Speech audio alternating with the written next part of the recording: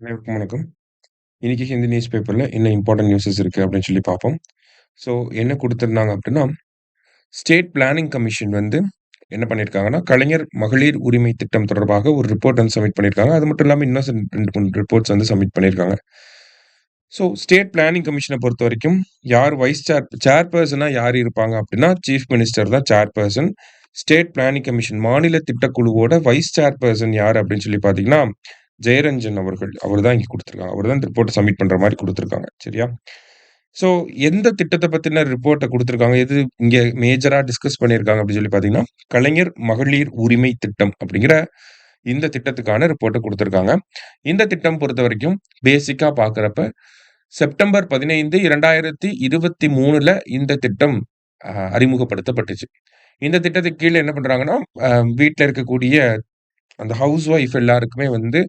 1000 வந்து குடுக்குறாங்க. அதுக்குன்னு சர்டைன் எலிஜிபிலிட்டி கண்டிஷன்ஸ்லாம் இருக்கு. அந்த கண்டிஷன்ஸ சாட்டிஸ்ஃபை பண்றப்ப ரூ. 1000 வந்து என்ன குடுக்குறாங்க? உரிமை தொகையா வந்து குடுக்குறாங்க. ஸோ இந்த உரிமை தொகையோட இம்பாக்ட் எப்படி இருந்துச்சு? அப்படிங்கிறது தான் அந்த ரிப்போர்ட். சரியா? ஸோ இந்த இம்பாக்ட் ஆஃப் கலைஞர் மகளிர் உரிமை திட்டம் அப்படிங்கிறது நமக்கு மெயின்ஸ் பாயிண்ட் ஆஃப் வியூலயே நம்ம ஆல்ரெடி பார்த்துருக்கோம். இது வந்து மெயின்ஸ் பாயிண்ட் ஆஃப் வியூலயே கேட்கக்கூடிய ஒரு முக்கியமான ஒரு விஷயம் தான். ஏன்னா பிரிலிம்ஸ்ல இப்ப தான் கேட்டாங்க. லைக் இந்த குரூப் 2 எக்ஸாம்ல தான் கேட்டாங்க. மெயின்ஸ்ல ரிஃப்ளெக்ட் ஆகுறதுக்கு நெறைய வாய்ப்புகள் இருக்கு. இம்பாக்ட் ஆஃப் கலைஞர் மகளிர் உரிமை திட்டம் அப்படின்னு சொல்லி. ஸோ அப்ப என்னலாம் எழுதலாம் அப்படின்னு சொல்லி பார்த்தீங்கன்னா, ஃபர்ஸ்ட்டு விமன் எம்பவர்மென்ட் அப்படிங்கிறத நம்ம சொல்லலாம்.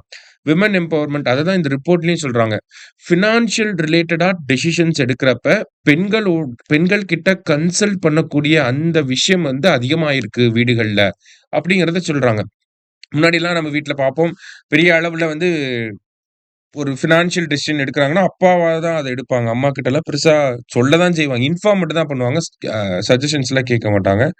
கன்சல்டேஷன் அப்படிங்கிறதெல்லாம் இருக்காது. ஆனா இப்போ அது வந்து மாறி இருக்கு அப்படிங்கிறத சொல்றாங்க. அடுத்ததா பார்த்தீங்கன்னா, நியூட்ரிஷனல் பெனிஃபிட்ஸ் அப்படிங்கிறது இருக்கு. என்ன அப்படின்னு சொல்லி பார்த்தீங்கன்னா, அ இந்த ரூ. 1000 அப்படிங்கிறது நெறையா புவர் ஹோம்ஸ்ல வந்து என்ன பண்றாங்கன்னா, குழந்தைகளுக்கு தேவையான சத்துள்ள உணவுகள வாங்கி குடுக்கறதுக்கு வந்து ரொம்ப ஹெல்ப்ஃபுல்லா இருக்கு அப்டி சொல்லி சொல்றாங்க. சரியா? நமக்கு கிராமங்கள்ல எல்லாம் இத நம்ம பார்க்க முடியும். குழந்தைகளுக்கு தேவையான உணவு வீட்ல நான்வெஜ் எடுக்கிறது, கறி எடுக்கிறது, இந்த மாதிரியான ஒரு யூசேஜும் இருக்கு அப்டிங்கிறத குடுத்திருக்காங்க. அடுத்ததா பார்த்தீங்க அப்டின்னா, ஹெல்த் பெனிஃபிட்ஸ் அப்டிங்கிறது இருக்கு. ஓகேவா? அது தாய்மார்களுக்கும் சரி, அம்மாக்களுக்கும் சரி, இல்ல குழந்தைகளுக்கும் சரி, ஏதாவது உடம்பு சரியில்லைன்னா உடனே நல்ல மருத்துவமனையில போய் பார்க்கறது. மருந்துகள வாங்கி குடுக்குறது, மெடிசின்ஸ் வாங்குறது. இப்ப வீட்லயே கொஞ்சம் வயசான அம்மாகள்லாம் இருந்தாங்கன்னா, அவங்கலாம் என்ன பண்ணுவாங்கன்னா, சுகர் பேஷண்ட்டா இருக்கலாம். இல்ல பிரஷர் மாத்திரை சாப்பிடலாம், சுகர் மாத்திரை சாப்பிடலாம். அந்த மாரிலாம் இருக்கும் இல்லையா? ஸோ அது எல்லாமே மாசம் எப்படி பார்த்தீங்கன்னா, ஒரு 600, 700, ரூ. 1000 கூட வரலாம்.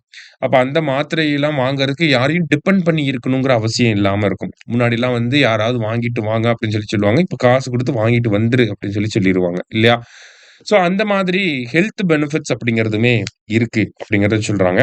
அடுத்தது எஜுகேஷனல் பெனிஃபிட்ஸ் அப்படிங்கிறது இருக்கு. லைக் சில்ட்ரன வந்து நம்ம வீட்ல ரூரல் ரீஜியன்ஸ்லலாம் பார்த்தா, அம்மா வந்து பெரிய அளவுல படிக்காம இருந்திருக்கலாம். இல்ல அந்த பையனுக்கு பாடங்கள சொல்லிக் குடுக்குற அளவுக்கு இவங்களுக்கு கொஞ்சம் அ அ லிட்ரசி இல்லாம இருக்கலாம். அப்படிங்கிறப்ப டியூஷனுக்கு அனுப்புறதுக்கு இந்த உரிமை தொகை அப்படிங்கிறது பயன்படுது. அந்த மாரி விஷயங்களுக்கும் இந்த ஸ்கூலுக்கு தேவையான ஸ்டேஷனரீஸ் வாங்கி குடுக்குறது. இந்த மாரி சின்ன சின்ன விஷயங்களுக்கு கூட அம்மாகிட்ட வாங்கிக்கலாம் அப்படிங்கிற அந்த ஒரு மென்டாலிட்டி பசங்களுக்கு கிரியேட் ஆகுது இல்லையா? அத சொல்றாங்க. அடுத்ததா ஸ்கில் டெவலப்மென்ட்டுக்குமே இந்த ஒரு ரூ. 1000 வந்து பயன்படுத்தப்படுது அப்படிங்கிறத சொல்றாங்க. எப்படி ஸ்கில் டெவலப்மென்ட் அப்படின்னு சொல்லி பார்த்தீங்கன்னா, அ டெய்லரிங் கிளாஸ்க்கு போறாங்க அம்மாலாம். ஒரு சில வீட்ல ரூரல் ரீஜன்லாம் அந்த பியூட்டிஷியன் கோர்ஸ் அந்த மாரியான விஷயங்களுக்கு போறது. ஸோ இந்த மாரி சின்ன சின்ன தொழில்கள அவங்கள பண்ண வைக்கிறதுக்கு இந்த ரூ. 1000 ஒரு ஊக்கத்தொகையாக இருக்கு அப்படிங்கிறத சொல்றாங்க. சரியா? ஸோ இந்த மாரி பல ஆஸ்பெக்ட்க்கு கீழ இந்த ஸ்கீமோட இம்பாக்ட்ட நம்மனால எழுத முடியும். ஓகேவா? இப்படி கேட்கலாம் கொஸ்டின்ஸ். அதனால அந்த பாயிண்ட் ஆஃப் வியூல கொஞ்சம் நல்லா படிச்சு வச்சுக்கோங்க. சரியா? அதேதான் இங்கேயும் குடுத்துருக்காங்க. வெஜிடபிள்ஸ் வாங்குறது அதிகமா இருக்கு. இன்னொரு விஷயம் என்ன அப்படின்னு சொல்லி பார்த்தீங்கன்னா, ரீட்டெயில் மார்க்கெட்டோட குரோத் அப்படிங்கிறது அதிகமா இருக்கு. நம்ப ரூ. 1000 குடுத்தோனே இனிஷியலா உடனே என்ன பண்ணுவாங்கன்னா, பக்கத்துல இருக்கக்கூடிய கடைக்கு போய் அ அ சிம்பிளா முட்டை வாங்கிட்டு வான்னு கூட சொல்லலாம். அந்த ரூ. 1000ல ஒரு ரூ. 100 எடுத்து குடுத்து. ஸோ அப்படிங்கிறப்ப இந்த ரூ. 1000 குடுக்கறனால ரீட்டெயில் மார்க்கெட்டும் வந்து குரோ ஆகுது அப்படிங்கிறத நம்ம புரிஞ்சுக்கணும். சரியா? ஸோ நார்மலா நம்ம வீட்ல நடக்கக்கூடிய விஷயங்கள யோசிச்சு பார்த்தாலே, இத நம்ம எழுதிற முடியும். சரியா? ஸோ அதுதான் இங்க குடுத்துருக்காங்க. என்னென்னலாம் சொல்றாங்க அப்படின்னு சொல்லி பார்த்தீங்கன்னா, ரூரல் ரீஜியன்ல தான் அதிக பெனிஃபிஷியரிஸ் இருக்காங்க. 79% ரூரல் ரீஜியன்ல இருக்கக்கூடிய பெனிஃபிஷியரிஸ் தான் இருக்காங்க அப்படின்னு சொல்றாங்க. அடுத்ததா பார்த்தீங்க அப்படின்னா, வெஜிடபிள்ஸ் அதிகமா வாங்குறாங்க ஃபேமிலீஸ் எல்லாம். அடுத்ததா வந்து நல்ல அரிசிய வாங்குறதுக்கு பயன்படுத்துறாங்க. அடுத்ததா வந்து பார்த்தீங்கன்னா, மெடிசின்ஸ வாங்குறதுக்கு வந்து பயன்படுத்துறாங்க. இந்த மாதிரி வந்து ஒரு சில விஷயங்கள வந்து குடுத்துருக்காங்க. சரியா?